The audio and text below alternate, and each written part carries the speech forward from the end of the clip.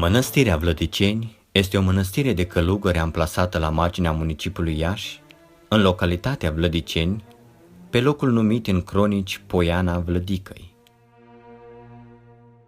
Mănăstirea Vlădiceni se află la poalele unui deal împădurit, de unde se poate vedea întreaga zonă industrială a municipiului Iași.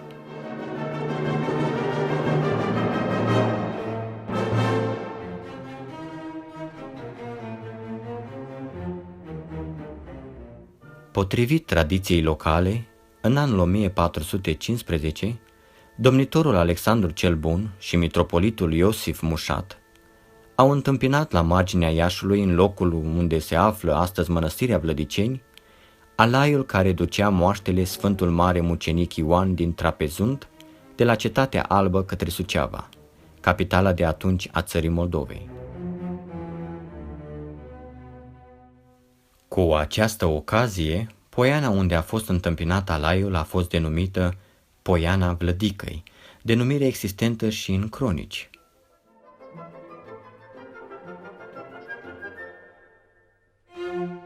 Din acest motiv, după câțiva ani s-a ridicat aici un schit, dar acesta a dispărut cu timpul.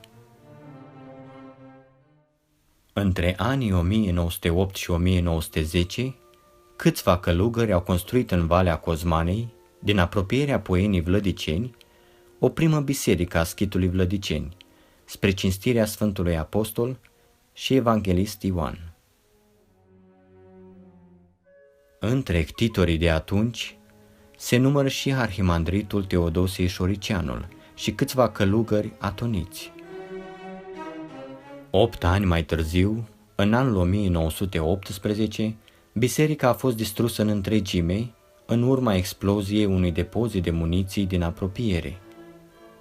Din cauza exploziei depozitului de muniție, schitul a fost distrus, murind mai mulți călugări, printre care și arhimandritul Teodosie. După primul război mondial, între anii 1923 și 1928, în timpul păstoririi mitropolitului Pimen Georgescu, arhimandritul Epifanie Demetrescu și alți călugări veniți în România de la muntele Athos au reclădit așezarea monahală distrusă, construind o a doua biserică. Aceasta a fost grav avariată de cutremurul din anul 1940, iar în timpul celui de-al doilea război mondial s-a încercat refacerea ei. Avariată și în timpul războiului, biserica a necesitat ample lucrări de renovare care s-au desfășurat între anii 1957 și 1959. Ulterior, ea a fost folosită ca biserică de mir, filială a parohiei Tomești. Primul stareț a fost numit în anul 1995 protosinghelul Meleniei Cucoară.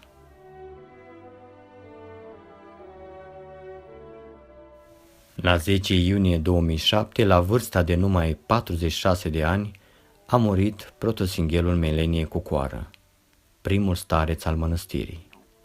A fost înmormântat în curtea bisericii. Noul stareț a fost numit arhimandritul Arsenie Butnaru.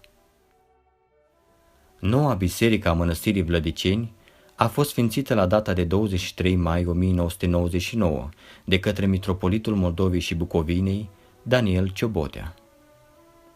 Ulterior au fost construite anexele gospodărești, casa monahală și câteva căsuțe din lemn pentru pelerini, precum și un edificiu care adăpostește o fermă gospodărie a centrului eparhial Iași.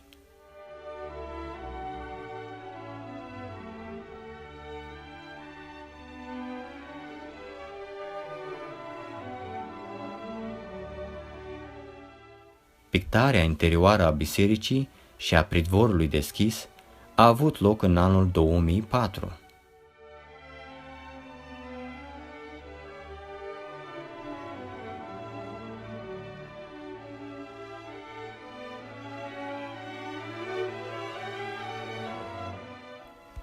Hramul noii biserici este sărbătoarea Sfântul Apostol și Evanghelist Ioan, prăznuită la data de 8 mai în fiecare an.